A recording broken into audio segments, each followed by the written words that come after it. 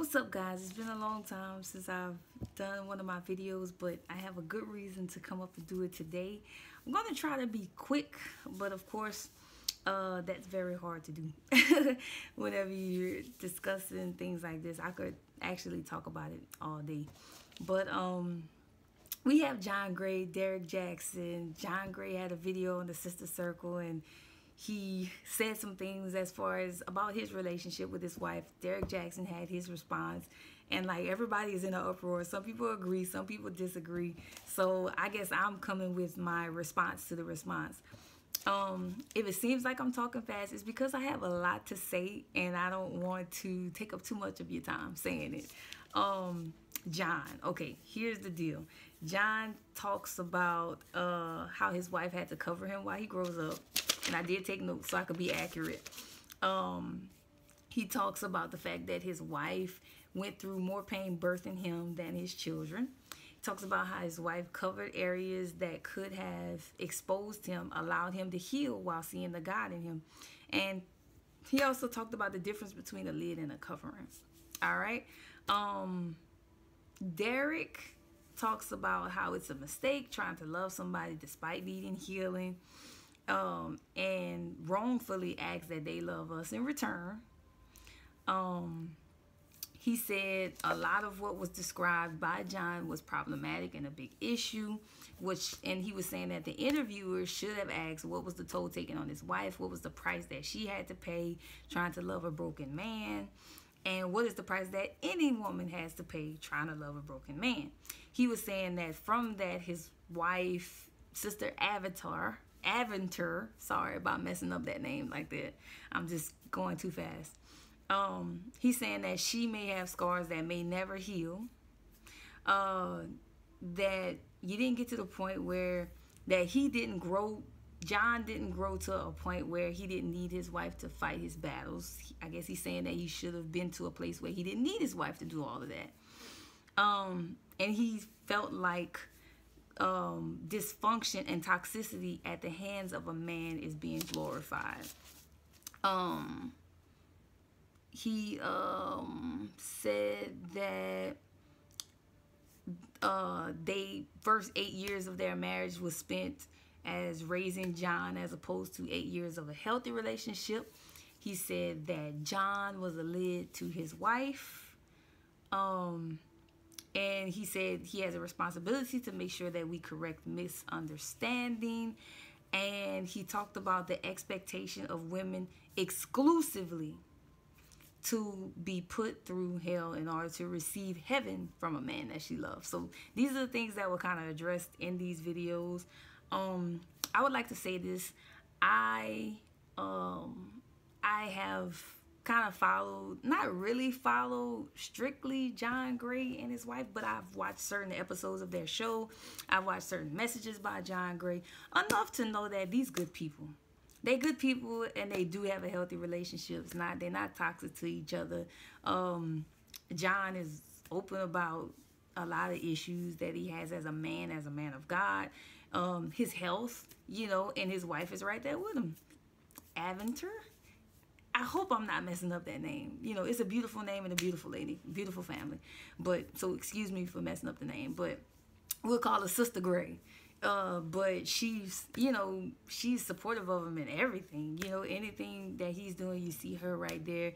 But on the show, I also got to see that she also has things like a dance ministry. She's degreed. She's an awesome mother. So there are a lot of things that she does as well to further herself and her ministry. So it's obvious that they're not toxic to each other. If you follow their ministry, if you have any connection to their life, it's obvious. Derrick, I have watched his videos as well. Some of them I agree with, some of them I don't. I feel like they cater a lot to single people. And I also feel like, for the most part, a lot of the ideals that he is expressing in his videos could be helpful to women in certain ways. Some of them can, some of them cannot, from my point of view. I feel like I said, I feel like it caters to single women.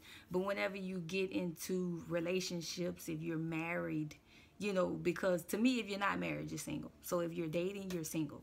But when you are married, when you're in a covenant with somebody, when you're in a commitment with somebody, much a lot of things that he kind of brings across in his videos can bring false expectations for what that may entail and what that may require from men and women alike. All right, so I just want to kind of say that, but I respect both parties. You know, I respect that. I don't, you know, I'm not here to tear down anybody's opinion or tear down their platform at all. I'm just giving my perspective. So first have to do this. First of all, just going back to John, a lot of people had issues with that. They were saying that his wife raised him, and you know, she did too much, and different things like that. But you have to look at exactly what he said. He said his wife covered him while he grew up. Sounds like he had the growing up to do. She just covered him, gave him the space and the grace to be able to do that. Pain birthing him more than the children, but he also talks about the sacrifices that she makes. Of course, this is metaphorical. That's physical pain and emotional pain, hardship, different things like that. I get it. You know, a lot of people had issues with that, but I get it. He didn't say that she gave birth to him. He didn't say that she made a man out of him, but if you're affiliated with the church, you know that birthing is been used to describe purpose, bringing forth something, pushing it, you know, being a catalyst to things, bringing that out of him. So again, I get that. And guess what? That process, it can be hard. Like I said, you know, with a fully healed person, if you got to support their vision, this man has a whole church, this man has books out, this man has a TV show. If this woman is in the trenches working with him, I'm sure it's a lot of hard ups, down days that they experience. You know, he also said that she allowed him to heal while seeing the God in him.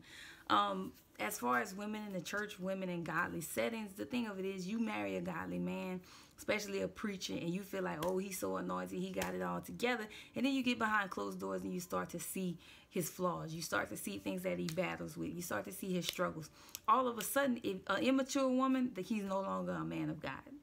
So what he's saying is that his wife got into his intimate space, began to see the things that he battled, began to see the things that he was dealing with, and she still saw the God in him. She still saw his purpose. She still saw that. You know, so yeah, these are all good things, people. You know, getting on to some things as far as we have to distinguish what was said and what was added. So that's why I'm kind of going to what he's actually saying, because a lot of people added some things on top that he wasn't really saying. We see Derrick made the comment about 8 years of raising him. He didn't say that his wife raised him. He said that his wife covered him while he grew up. You know, while he grew up and matured into some areas of manhood. So no, K. Michelle said it, you can't raise a man or a woman, but nobody enters into a relationship as a finished product. We just don't. I'm sorry. You know, there's work to be done. The thing of it is, as a single person, and I'm not saying that, you know, there are some people who are clearly not ready for relationships. However, there's only so much work that you could do as a single person, and you could be fully realized, you could be whole, you could feel good. But once you get into that relationship, areas of brokenness that you did not know you had may be exposed. Areas where you still not fully healed may be exposed, you know. And some people say, well, it's the expectation of the woman to go through this with a man before she receives the good part of the relationship. That's not an expectation for women. That's reality in a relationship. You have to build. You have to dig before you build. You know, before you guys could really enjoy the fruit of health, you got to get to the roots of a lot of things, and you have to be honest in a lot of areas with each other. Healthy relationships have to be built. Healthy relationships have to be intentional. Um, Giving love requires, love is a not a two-way street, it's a one-way street. It's something that I have to come into that situation, and I have to really be determined to love that person in spite of. Yes. The thing about relationships, because some people say, well, I understand giving, but it has to be equal. I understand loving a person like that, but it has to be equal. The thing of it is, you have to look at, first of all, you have to take responsibility of the person you choose. I feel like a lot of the reaction that came from this video is because people were looking at John and they were thinking about their experience with Ray Ray. Ray Ray did this and you gave all of that to this man who didn't give you anything. First of all, if a man does not give you a commitment, because loving somebody like this is only safe in the boundaries of a real commitment. And I ain't even talking about a dating commitment. I'm talking about marriage. So if you're married, you need to be ready to love like this. Man, woman, period. And I think a lot of people were scarred because you gave too much too soon to somebody who wasn't ready. And you're equating, there's a difference between a good man in a process and a man who just should not be in a relationship with anybody. All right? If he already had 5 girlfriends and you number 6, you're not about to change and reform that man. I'm sorry. So you can't sit up there and blame society's expectations and this and that. No, that's you. You picked that man and you got what you picked. So you have to be careful of those things. But if you have a good man, you can't sit up there and require that this man not need to be processed in any way, because you have to be processed. I've watched Derrick's videos. He's like, man, men, y'all should tell this woman she's beautiful. Call on the phone and affirm her. What you think makes us need that? We need healing. So you have to affirm us 52 times a day to make us feel good about ourselves, to make us feel secure in the relationship. Why? Because we're not healed. Because we still need healing. And that's what helps us to be healed. So a lot of times I think that another issue with the, that kind of sparked the responses to this video was our society still has a hard time accepting emotion from men. The idea that women can be broken, but men cannot. The idea that men have to be ready to heal when it comes down to women and nurture women emotionally, but women do not. A lot of women till this day still do not know how to handle emotion from a man. If a man talks about his emotions too much, a woman will say he's acting like a woman. I can't do it. He's too emotional. I've heard that. And guess what, women? If you marry a man, he comes into that relationship with emotions. And just as much as he has to be sensitive and compassionate to your emotional state and to help you progress in that area, you have to be able to progress in that area. You have to help him to progress too. It's a part of relationships. That's why I know Avatar does it for Pastor John, because just her response, and a lot of people didn't like the response. If I had to script her response, I probably would have made it different, but I get her response, because when you put that much into somebody, helping them emotionally, and you know what scars them, you know what hurts them, and somebody comes from them in that way, you can become defensive because you've been in the trenches with that person. So a lot of times we have to understand that emotional work in relationships is required.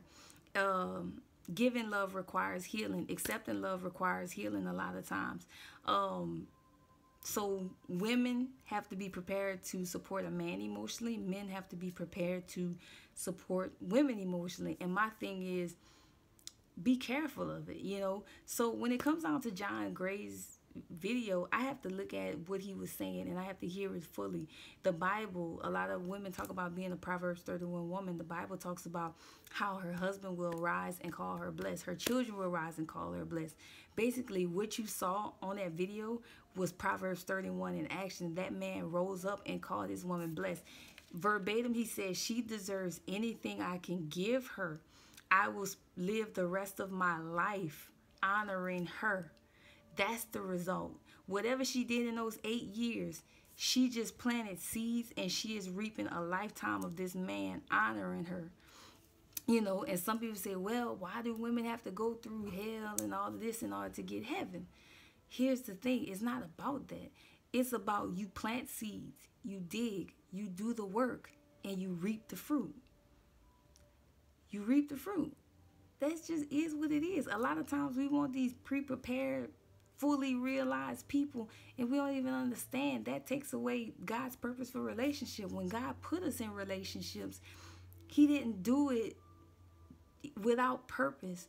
And a lot of times the purpose is, if you sitting in your house single, calling yourself healed, of course you healed. You're not accountable to nobody. You're not responsible for nobody emotionally. Everything is your way.